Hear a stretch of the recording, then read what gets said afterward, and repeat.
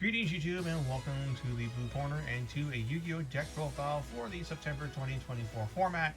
And the deck I'm covering is, to no one's surprise, Voiceless Voice. This is a deck that I've been on for the better part of the past year.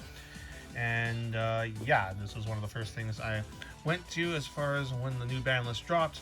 And as far as this deck, what's changed since the last time I covered it, which was of course during a Legacy of Destruction format to now.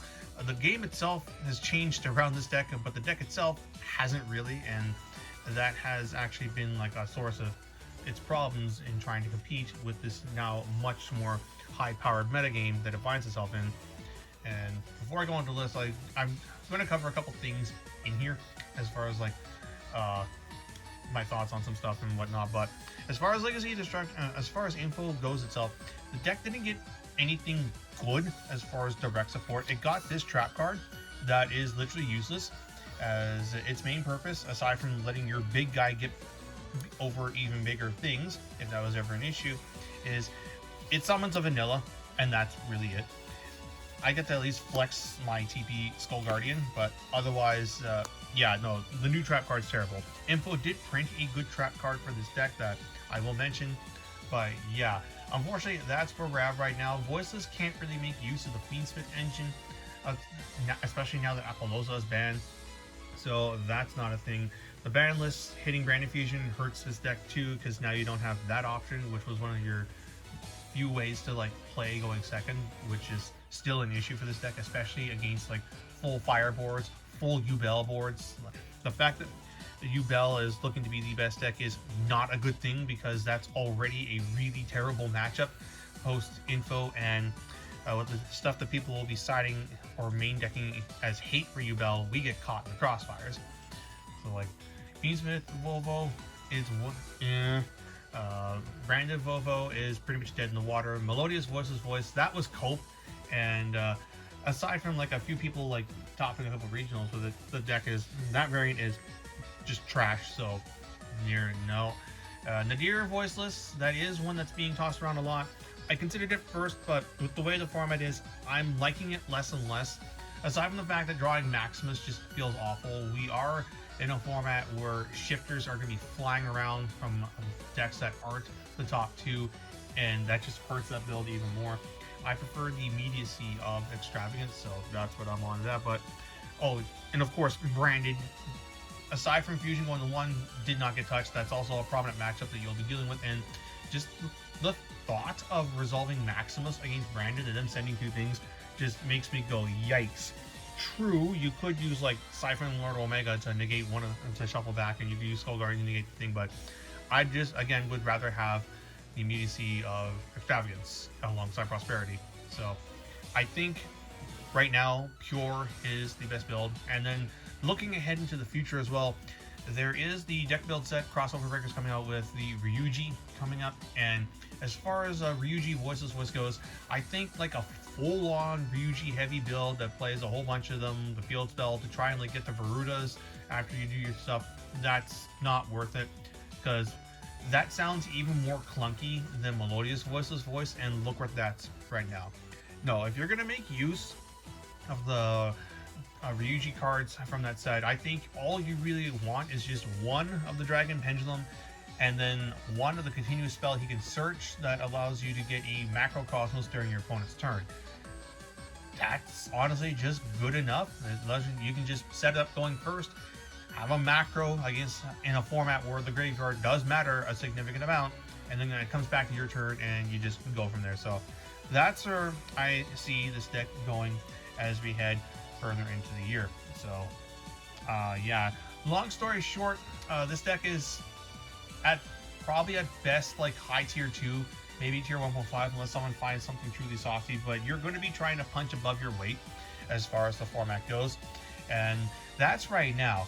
There's the possibility that the format's going to be shifting into board breaker heavy stuff, and if breakers are flying around left and right, that's actually less good for this deck, because you like it when it's hand trap heavy, because Voiceless can power through a couple hand traps depending on its hand, or you could also have a hand where you lose to just literally one hand trap, but that's still better than everyone just like slamming down droplets and dark rulers and what have you. So yeah, those are my thoughts on things as it is. All in all, like if you have the deck and you want to play it, by all means. Like I still think this is good on a local or regional level, but I am not expecting it to get to any high placings like the YCS level anytime soon, unless someone just happens to have a really good run or figures out that secret spice that allows them to run roughshod. But anyway, that being said, here's hoping that Supreme Darkness or Future Set prints more things that this guy can search, or Saphira can search, that allows this deck to do more than what it currently does, especially going second. Or they could just give us Chucha Lane of the Voiceless Voice, who magically does things going second, like target 2 cards in the graveyard, equip them, and what have you. But anyway, so for the monster lineup, we'll start with the Rituals, 2 copies of Skull Guardian. I'm on 1-1 because my locals has decks that this guy is good against.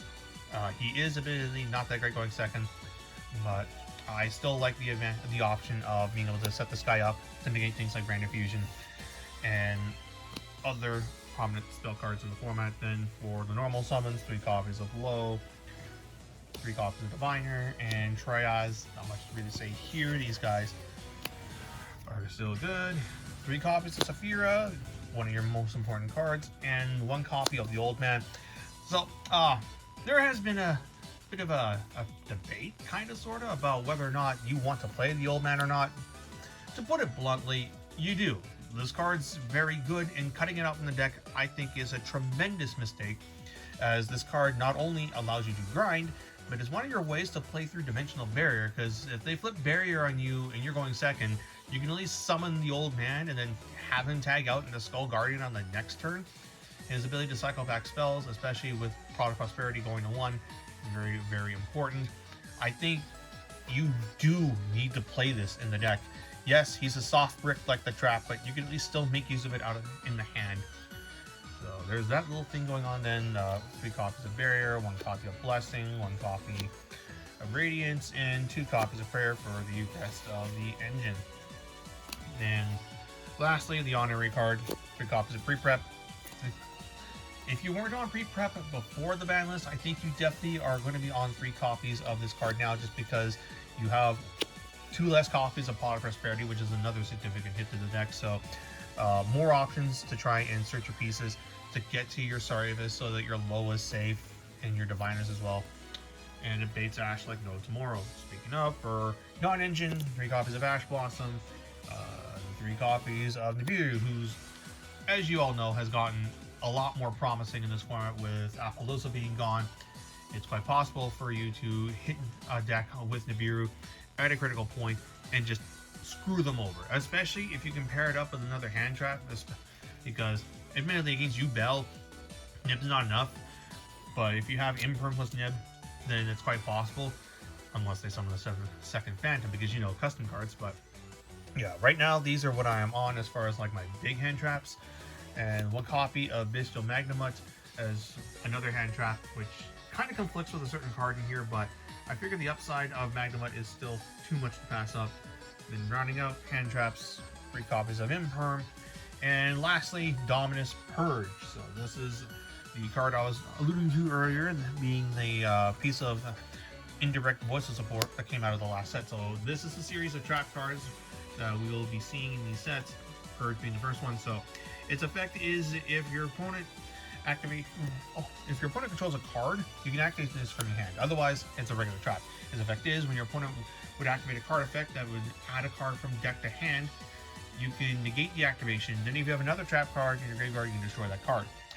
If you activate this card from your hand, though, for the rest of the duel, you are locked out of fire, dark, and water monsters. So it's a bit of a double-edged sword, because it is effectively Ash Blossoms 3, 4, 5, and 6, but if you use it from the hand too early, you lose out on Ash Blossom, as well as some of your key extra deck cards, because the strongest extra deck monsters for going second happen to be dark.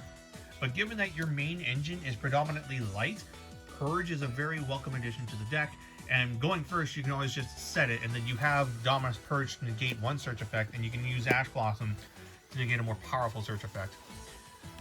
Very interesting series of cards. Dominus Impulse, I think, though, will be much more desired, given that it is playable in far more decks. But Purge is a good pickup, especially if you can find it for cheap. I would highly recommend experimenting with it in this deck if you can. Then running out the engine, like I alluded to earlier as well, I'm playing 2 Extravagance and 1 Prosperity. Prosper is finally at 1. Sad times. I knew it was going to come though. My card's way too good. And as I said before, many times actually, if I can play Prosperity in that copies, then I will. So, with that being said, this is my immediate substitution. Again, another option would be Nadir, but I just don't like it in this current format that we're in. In the future, I may look at it again. Just depends on if A, Brandon falls off, and B, Shifter itself goes away.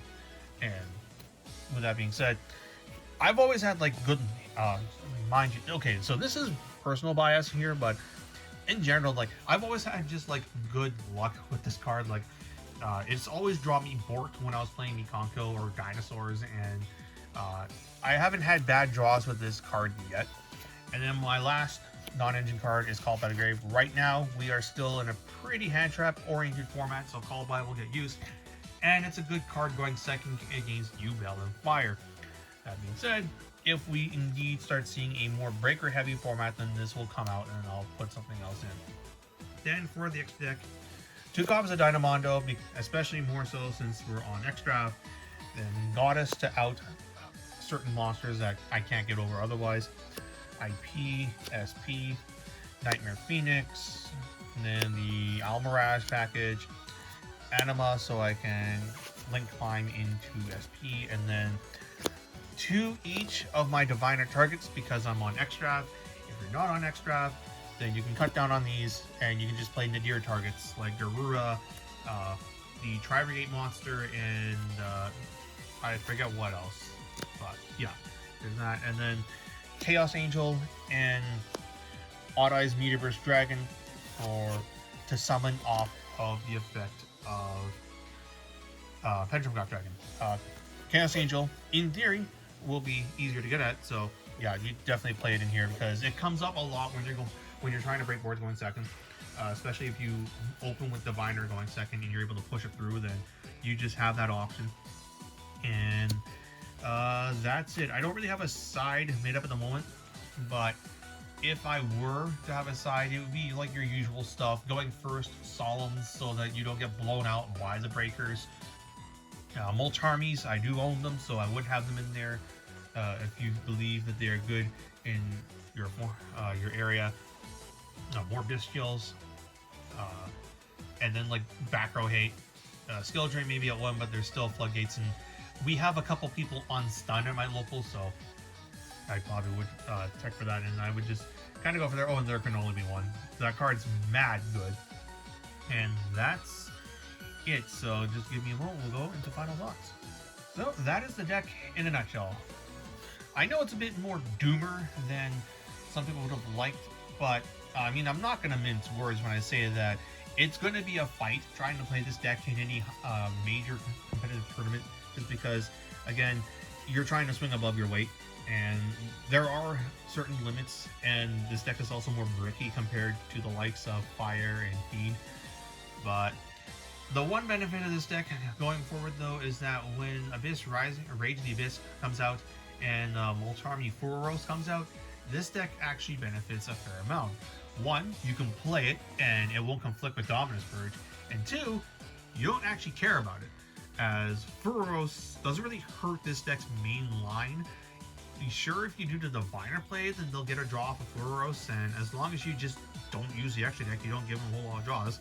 So this deck can play it, and it can play into it, which will be very nice, and it'll give it a good option as a rogue pick. And then crossover breakers will come out a little bit later, and you can experiment with the Ryuji Pendulum monster and the Macrocosmos spell, and that's pretty much it. But for the time being, though, I'm probably going to muck around with some other decks and put this on the shelf for the time being, and pray to God that the next ban list actually does things that will bring a lot more, bring many decks down to Voiceless' power level, which is what I was kind of hoping for, because it's honestly, unless again they print some really cracked card that this deck can slot in as far as its engine, you're pretty much waiting on the ban list to fix a lot of issues, because like the deck itself is very good. It's just everything else around it is just so much more insane.